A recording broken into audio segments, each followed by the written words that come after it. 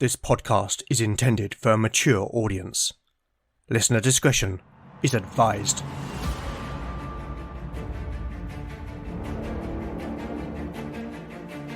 Welcome back to Legend of the Bones. Following in the footsteps of giants, Legend of the Bones is a chimera. A mix of old-school tabletop RPG and dark fantasy storytelling.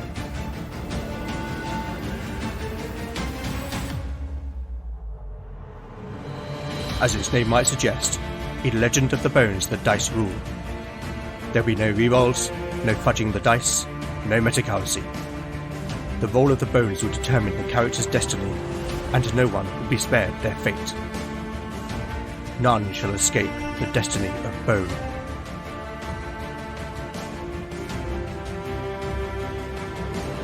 Last time on Legend of the Bones. Following the battle with the Snake Men, the companions grieved the loss of Yora, and resolved that should they survive, they would take the Shield Maiden's body back to the Uberdrache. Beric and Kier explored the southwest tower of Keru-Du, whereupon Kier found a locked chest.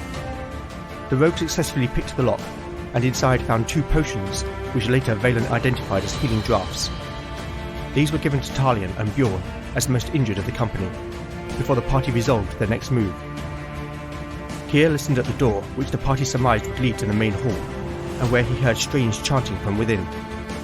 Not wishing to blunder into danger, Beric announced that he had a plan. Kier climbed onto the roof of the hall from the southwest tower, and here, looking through a hole, witnessed a dark ritual being conducted by a group of cultists worshipping an idol in the image of Natura, the Serpent Queen. The rogue was able to signal to Beric the number of enemies that lay within, but then, a huge serpentine warrior brought forward a woman to be sacrificed. At the moment the woman was to be thrown into a pit, Kier took his opportunity and launched a burning lantern down among the acolytes.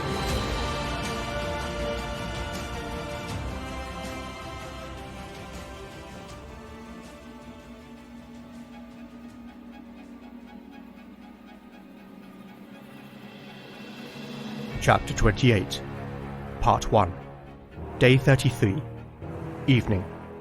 Party status: Beric, 26 out of 28 hit points. Lena, 17 out of 20 hit points.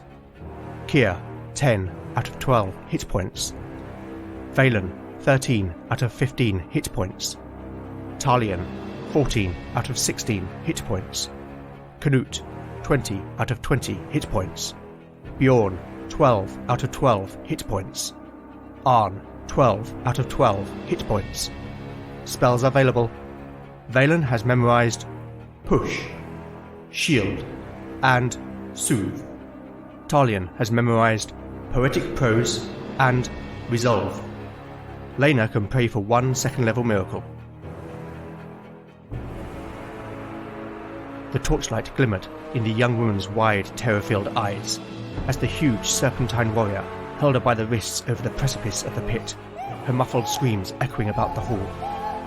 The creature's amber eyes shone with malevolent glee as its forked tongue flicked out from between its wide mouth to taste the woman's fear. He had served his queen loyally for a century, as his father and grandfather had before him, for the serpentine metabolism brought a long life. He had always been more vicious, more cruel than the others, and when the old alpha died, he was strong enough to take his place against any would-be rival. And with that dominance, he was bestowed the great honour of coiling with his queen, to have his seed spawn the next generation of serpentines, for they were all her children. Now they would honour her with this sacrifice, and Natura loved nothing more than the extinguishing of a young woman's life, for it calmed the jealous rage that burned within her, at least for a while. The girl was shaking now, almost violently, and the pungent smell of urine filled the air as her ragged underclothes became soaked through. The humans that worshipped his queen looked on, and whilst they irritated him with their air of superiority, they did Natura's bidding, and so he tolerated them. Natura, our beloved queen, take this sacrifice as a measure of our devotion, their leader called. This was his signal. Now the girl would die. All of a sudden, something caught his gaze. a glowing light tumbling through the air, before fire erupted at the feet of one of the humans. It screamed as the flames licked up its robes, and the others cried out in alarm.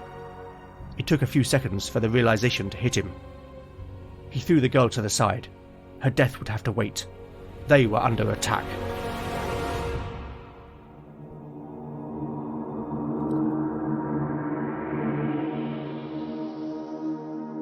Okay, so off mic I rolled the outcome of Kier throwing the lantern. This was determined by a simple dexterity check, which the rogue passed with a 4, meaning the lantern landed where Kier intended, right in the middle of the acolytes. I also ruled that the splash radius of the oil is 6 feet, and as a result that 1d4 acolytes would be hit by the spray. Kier was not so lucky here, as the roll was a 1. Before I do anything else, I need to determine something about the enemy. 8 of the acolytes are first level clerics, giving them d6 hit points. I am going to give them all the same, so let's roll those now. A 6. The leader, however, is a 4th level cleric, with 17 hit points. He can also pray for 2 first level miracles and 1 second level miracle. Now, whilst ordained followers of the 9 are not permitted to use bladed weapons, this is not the case for the followers of the Dark Gods, and these acolytes are armed with sickles which deal 1d6 points of damage. But given that they were not expecting to fight, none are wearing any armour, so their armour class will be just 10. In addition, all of the acolytes are blind, their eyes having been put out in their devotion to Nedra. This would normally mean a -4 penalty to hit. However, the jewelled eyes of the idol radiate a power called Mindsight. This is a custom 2nd level miracle and magic user spell, which you can find at legendofthebones.blogspot.com. The miracle grants blind targets the ability to see a mental picture of their surroundings, enabling the same degree of visual awareness as a normal sighted person, and therefore nullifying the attack penalty. The idol radiates this power for 60 feet in all directions, but if the jewels are more than 1 foot apart, the effect is cancelled. Finally, the huge snake man is a serpentine champion. It is a 4-hit dice monster, meaning it gets +4 to attack. It carries a 2-handed sword dealing 1d10 points of damage, and wears scale mail, conferring an ascending armor class of 14. Rolling 4d8 for the serpentine's hit points. 20. That's above the half-min out. With that established, I need to determine the outcome of Kier throwing the lantern. Now, the basic expert rules state that burning oil does 1d8 points of damage, and that damage is inflicted for 2 rounds, after which the liquid drips off. Let's see how much damage the burning acolyte takes in the first round. 2 points. However, I'm also going to rule that in either round there is a 2 in 6 chance that the target's clothes catch fire, which will sustain the damage until some action is taken to douse the flames. Rolling for the first round. A 4. Also, given the panic the man would feel subjected to burning oil, as he flails about, I am going to rule that each round there is a 2 in 6 chance that he bumps into another acolyte, which if that happens, they'll be at the same risk of their clothes being caught alight. Here is the roll. A 3. So far the others stay clear. I am going to rule that the enemy is surprised. After all, the exploding lantern has come out of nowhere, and their ritual has been disrupted. This is going to give Kier the opportunity to follow up by throwing a burning flask of oil into the acolyte's midst. Rolling against Kier's dexterity of 14. A 15. The flask slips out of the rogue's hand at the last second, falling short of where Kier intended. It smashes on the floor and the burning oil erupts, but none of the acolytes are hit. Now to roll the second round of damage for the burning acolyte. A 5. That's enough to kill him. Finally, I need to determine if any of the enemies will run towards the exit, where the party are waiting in ambush. I am going to make an intelligence check for the acolyte leader. If he succeeds, he will realise that this is a lure to ambush. If he fails, he commands the cult to pursue Kier via the southwest tower. The acolyte leader's intelligence is 13, so a roll of equal or less than that will be a success.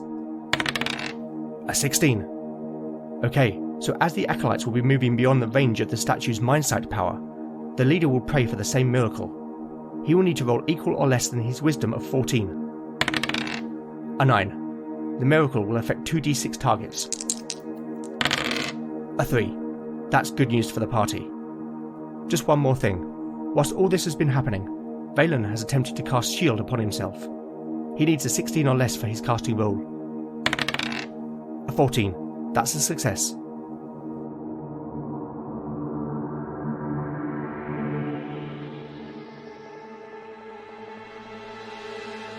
Chapter 28. Part 2. Day 33. Evening. Party status. The party status is unchanged, except that Valen has cast Shield. Without waiting to see what had happened, Keir reached into his pack to retrieve a flask of oil. The sound of screams filtered up through the hole in the roof, and the rogue grinned to himself. He pulled the stopper from the flask and stuffed a piece of rag into the neck to form a makeshift wick. The oil quickly soaked into the rag, and using his tinderbox, Keir lit the improvised incendiary before peeking over the edge once again. The robes of one of the men were burning, and he was screaming and flailing about in a futile attempt to escape as the flames engulfed him. A moment later, the screams ceased as the man fell to the floor. Keir shifted his position to throw the burning flask, but as he did so, his fingers slipped on some oil that had spilt over the container. It tumbled out of his grasp and fell onto the hall below, smashing impotently on the floor. Keir cursed, for it was a missed opportunity, but it hardly mattered, for at that moment the leader pointed up at him. There, on the roof, an interloper, the man shouted. Take the southwest tower, he commanded. There was fury in his voice. Our queen shall have more blood this night. With that, the other blind acolytes ran towards the doors. The huge snake man, however, remained where it was. It unbuckled a belt across its chest, and from its back it pulled a scabbarded two-handed sword. The snake man pulled the blade free, tossing the scabbard to one side, and then stood facing the doors leading from the hall. Keir cursed again, this time fumbling for his bow. The creature clearly understood the trap, but it seemed unable to communicate this to the humans.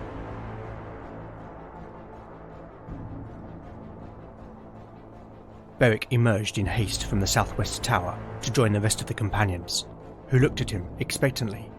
"At least 10 enemies, he said a little breathlessly, and Keir is going to give them a little surprise," the big man added with a look of grim satisfaction. At that moment, muffled cries broke out from beyond the heavy oak doors. Everyone turned towards the sound. "Shield wall!" Beric commanded, taking his place front and centre. Lena and Knut moved next to him, on the right and left respectively, their shields overlapping with his, whilst Bjorn and Arn formed the second rank, from where they would be able to attack with spears, along with Valen, who stood behind Lena. They were positioned such that the doorway would be a choke point against the enemy. Meanwhile, Talion already had an arrow knocked on his bowstring, and was standing behind the others upon a large piece of fallen masonry, which provided the bard with a clear view over the heads of his companions. Knut turned his head to look at Beric.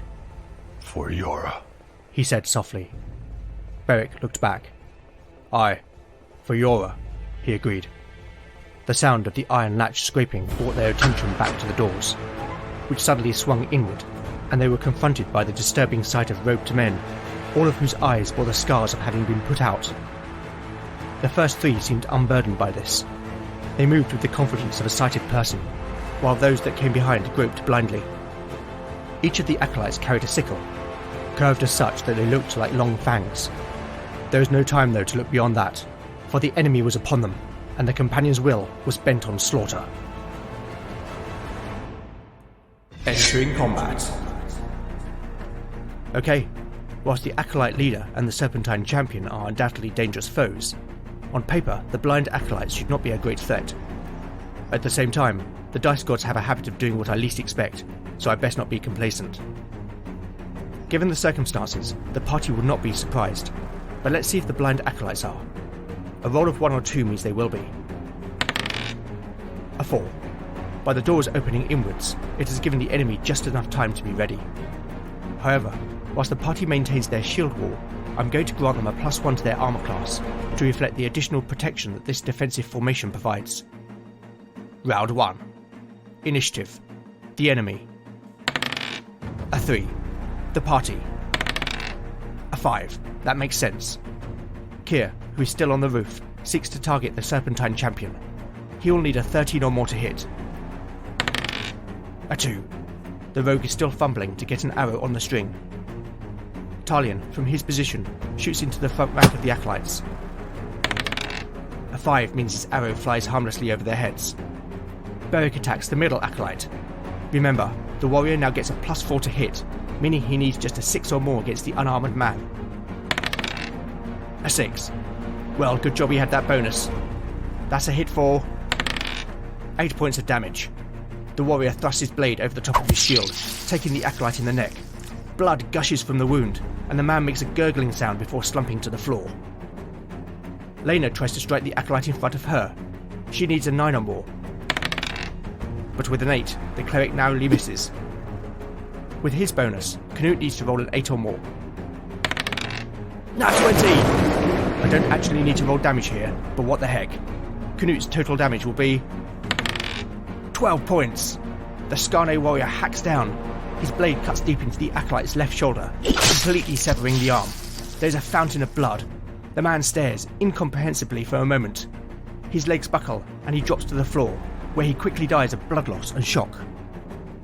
Valen jabs with his staff between Lena and Beric. He needs a 10 or more. But a 3 means he comes up short. Likewise, Bjorn and Arn thrust their spears. The pair need 10s or more to hit. Arn misses, but Bjorn hits the acolyte fighting Lena for 1 point of damage as his spear slices the man's bicep. The acolyte, facing Lena, swings his sickle. He is under the effect of the Mind Sight miracle, but with the armor class bonus conferred by the shield wall and the cleric's holy symbol, the acolyte needs to roll equal or greater than 17. A 19 for 3 points of damage. The man's sickle slashes the cleric's forearm. 2 more acolytes fill the space of their fallen comrades. These 2 are out of range of the idol's Mind Sight power and were not affected by their leader's miracle. As such, they will fight with a -4 penalty. They will attack Beric and Canute respectively, but with bonus and penalties taken into account, they will only hit by rolling a nat 20. But rolls of 6 and 11 mean their sickles scrape harmlessly against the men's shields. The other acolytes pull back in range of the idol's Mind Sight power. Meanwhile, the acolyte leader prays for the miracle of darkness to afflict Beric. He will need to roll equal or less than his wisdom of 15 for the dark gods to answer his call. A 16. Seeing the party already cut down 2 of his cult, the dark cleric fumbles his words. The snake man takes no action this round, instead assessing the strength of his enemy and waiting for the party to break formation. Round 2. Initiative. The enemy. A 5. The party. A 3. The acolyte's leader tries again to call on the dark gods to blind Beric with darkness. He needs to roll a 15 or less. An 11. But Beric will get a save versus spell to resist the effect. He will need to roll a 16 or more. A 12. Beric's eyes go milky and his vision fades to black. It momentarily panics him, but the big man realizes he has no choice but to fight on. The warrior will be blind for 12 game turns, which equates to 2 hours, and all the while, any attacks he makes will be subject to a -4 penalty. Meanwhile, the snake man decides to give himself a protective advantage. He grabs the woman again, pulling her to be a human shield. I'm going to rule that this will confer a +2 to his armor class, but impose a -2 penalty when attacking, given his weapon is two-handed. The acolyte attacking Beric lashes out, needing a nat 20. But with a 5, he scrapes impotently once again at the warrior's shield. Lena's enemy attacks, needing a 17 or more. A 3. The cleric easily blocks the incoming blow. The acolyte on Canute tries to strike, but a 10 means he cannot get past the Skarne's defences. The other acolytes gather around their leader. Now for the party's actions. Kier knocks an arrow and aims at the leader. With his dexterity bonus, the rogue will need a 9 or more. A 9! The arrow thuds into the cleric's leg for 4 points of damage. Talion attempts a close-range shot at the acolyte fighting Lena. A 13 is a hit for 3 points of damage. The barbed arrow tears open the side of the man's face. Blood and several teeth go flying as his jaw is ruined. Even blind, Beric is still a formidable fighter. His hearing takes over as his main sense, and he thrusts his sword from behind his shield. Penalties and bonuses taken into account, he needs a 10 or more to hit. A 15 for 8 points of damage. The warrior's sword slides into the man's gut. He twists the blade, and blood bubbles at the man's mouth. He makes a strangled, mewing sound before Beric pushes him off the blade with his shield. Lena pushes her enemy with her shield, then opens for an attack. A 17 is a hit for 6 points of damage. The cleric brings her warhammer down on the man's head. There is a wet, crunching sound as the man's skull is caved in, and he falls like a rag doll. Canute, his face and hair splattered with the blood of his previous kill, strikes forward at his new foe. That's 20! That's 2 in a row. Canute is on fire. No need to roll damage. The Skarne hacks down at the man's head, splitting it in two. Blood and bits of brain splatter all over the warrior. He roars, possessed with a battle fury that can only be sated with the blood of his enemies. Seeing the tide turn in their favour, the party move into the hall, break their shield wall, and take the fight to the enemy. The party will no longer benefit from the +1 to armour class from the defensive position. In addition, as they move forward, Beric comes in range of the idol's mindsight power. A mental picture forms in his mind, and whilst in range, he will no longer suffer a -4 to attack. Round 3. Initiative. The enemy. A 6. The party. A 4. There'll be no morale check. These acolytes are fanatics and will fight to the death. Seeing the battle turn against them, the leader howls in fury. Kill the infidels! Unable to contain his rage, and seeing that she is a cleric of the 9, he charges to attack Lena. He will need to roll a 16 or more to hit. A 5. Lena easily parries with her shield. One of the acolytes follows suit and attacks the cleric. A 16 is a hit for 1 point of damage. His sickle catches Lena on the thigh as she defends against the leader's attack. Another acolyte runs forward, this time to attack Beric. He'll need a 15 or more. But a 2 means the warrior easily turns the blade aside with his shield. The final acolyte charges Canute. He also needs a 15 or more. A 17 for 5 points of damage. Canute has eyes on the Serpentine and is distracted as the acolyte attacks. The sickle point digs deep into the Skarne's shoulder, breaking open the links of his mail shirt. But Canute hardly feels the wound, such as his battle rage. Realising Beric is the leader of the group, the Serpentine moves to attack. The creature hefts its two-handed sword, pushing the woman before it as a human shield. At the last second, it throws her towards Beric, before swinging its massive sword. I'm going to award a +2 to hit, as Beric's ability to manoeuvre is compromised by the woman. As a result, the Serpentine will need a 9 or more to hit. An 8. That was close, but I'm going to say that there is a 3 in 6 chance that the Serpentine hits the woman instead. Rolling a d6. A 5. Beric pushes the woman aside just at the last minute. Now it's the party's turn. Kier knocks another arrow, targeting the acolyte leader. But a 3 means the rogue cannot get a clear shot. Talion targets the acolyte, attacking Canute.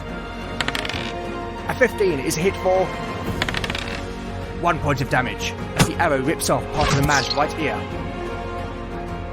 Valen, seeing Beric under pressure, attempts to cast Push against the Serpentine. He needs a 16 or less for his casting roll. A 16 is on the wire, but it's good enough. The Serpentine champion is pushed back 5 yards. There is a 3 in 6 chance that the creature will be knocked prone. If it is, it will lose its next action. Rolling a d6. A 5. The Serpentine manages to stay on its feet. Beric charges forward to press the attack. With his bonuses, the warrior needs a 10 or more to hit. A 10 for 1 point of damage, as his blade nicks the creature on the arm. Lena attempts to strike her enemy. And that 1! That's a fumble! As the cleric swings her warhammer, the acolyte catches it below the head with his sickle. He pulls sharply. Lena loses grip on the shaft, and the warhammer clatters to the floor. The cleric will miss her next turn. Seeing Lena disarmed, Canute disengages from his adversary and rushes to the cleric's aid, shouting a battle cry. A 16 is a hit for 5 points of damage. Canute slashes the acolyte across the chest. Ribbons of blood spray from the wound. The man staggers back, realising that death is only moments away. Bjorn steps up and thrusts his spear at the acolyte that attacked his lord. An 11 is a hit for 6 points of damage. Bjorn plunges the spear into the man's stomach. The force of the blow sends the spearhead right through his body. The man grips the shaft as blood spews from his mouth. Bjorn kicks the man from the spear and spits at the corpse. Arn engages the other remaining acolyte. An 11 is a hit for 5 points. Arn stabs his spear at the man's hip. The spearhead scrapes against bone, cutting an artery in the process. The man screams in pain, reeling backwards, but somehow stays on his feet despite the blood gushing from the wound. Round 4. To recap, the Serpentine champion has 19 hit points remaining. The acolyte leader has 11 hit points remaining, and the other 2 acolytes only have a single hit point remaining. Initiative. The enemy. A 2. The party. A 6. Kier switches target to the Serpentine champion. He looses an arrow, but with a 4, the arrow instead hits a nearby statue. Talion tries to get a clear shot on the acolyte leader. A 15 is a hit for 4 points of damage as the arrow tears a hole in the Dark Cleric's hand. Beric continues to attack the Serpentine champion, but with a 9, the creature manages to parry the incoming blade. Lena misses her action as she scrambles to recover her weapon. Knut, meanwhile, looks to dispatch the wounded acolyte. He needs just an 8 or more to hit. An 8. No need to roll damage. The Skarne warrior kicks the man over and plunges the sword into his chest. Bjorn moves to support Beric against the Serpentine champion. A 16 is a hit for 1 point of damage as his spear cuts the creature's thigh. Arn faces the final acolyte. He also hits with a 16. No need to roll damage. The Skarne feigns, and as the man's defences open, Arn takes him with his spear in the throat. The man drops in a pool of blood. Round 5. Initiative. The enemy. A 2. The party. A 6. With victory in sight, the party press the advantage, though the danger is not over. Kier knocks another arrow and shoots at the Serpentine. A 3. The rose arrow flies wide of the mark. Talion likewise targets the Serpentine. He needs a 10 or more to hit. A 14 for 5 points of damage. The arrow thumps into the creature's left shoulder. It hisses in pain and fury. Beric once again tries to find an opening against the Serpentine, but a 5 means the creature parries the warrior's blade. Lena, meanwhile, seeks to strike the Dark Cleric. A 14 is a hit for 4 points of damage. Lena brings her warhammer down on the man's shoulder. There is a crunching sound as the man's collarbone snaps under the force. He cries out. There's a look of desperation on his face as he realises the inevitable. Phelan tries to support Lena. A 5 means his jab comes up short as the man reels from Lena's assault. Knut joins Beric and Bjorn in their fight against the Serpentine. A 19 is a hit for 4 points of damage as his sword slashes the creature's chest. Bjorn also tries to strike the Serpentine, but a 12 means the creature knocks his spear aside. Arn, meanwhile, moves to join Lena and Valen against the Acolyte leader. A 12 is a hit for 4 points of damage. That's enough.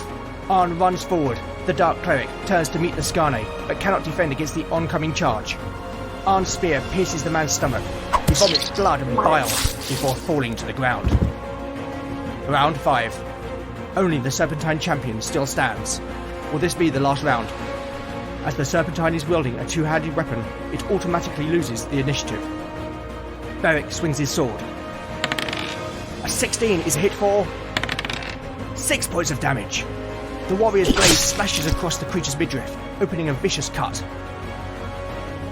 Lena tries to attack from the flank. A 15 is a hit for 1 point as her warhammer scuffs the creature's head.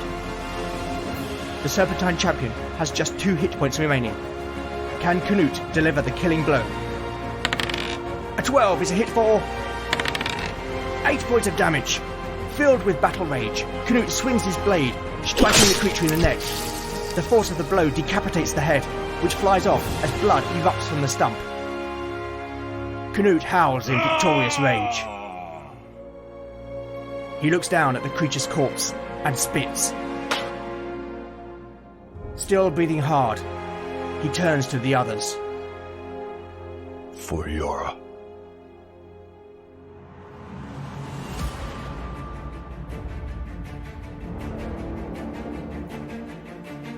Thank you for listening to Legend of the Bones. I hope you've enjoyed the show. If you like what you've heard, then please do consider giving it a positive review in your podcatcher of choice. Once again, I need to shout out to my fantastic cast of voices. Returning as the leader of the Blind Acolytes is Russ, aka YumDM.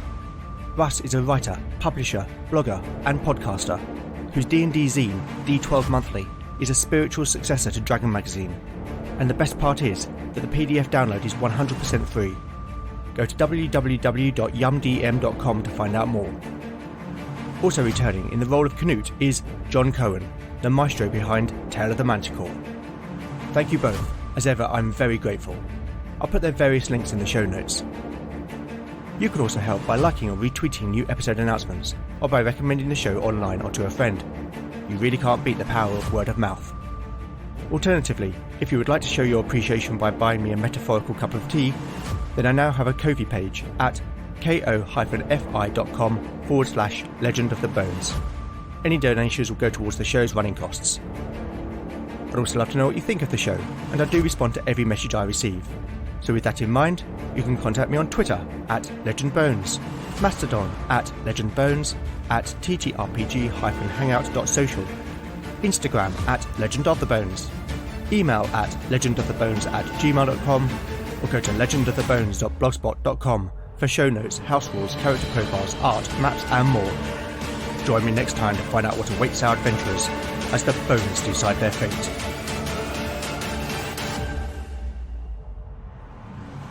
None shall escape the destiny of Bone.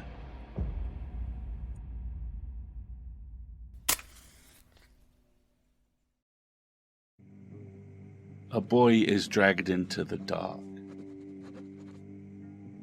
He does not understand the full extent of why this is. He does not understand yet that he is chosen. But he will. But this is not that story. Stories are like their protagonists. They come and they go, and they are interchangeable. Mostly. You have been waiting in the dark. It is a metaphorical dark, unlike the one that came before you. And yet you have been walking in your dark for so long that when the light comes, you are sure it will break you. It sears your eyes and burns your skin, and your very bones feel bleached and torn out under a microscope, and yet it is only the first of many suns, and each will burn brighter than the last. You think, in the end, you might have preferred the darkness after all. The Attic Monologues is a queer urban fantasy horror podcast featuring meta-narratives, friends to lovers, mental health exploration, and far too many sentient trees. Season 2 launches August 30th. Catch up on Season 1 today.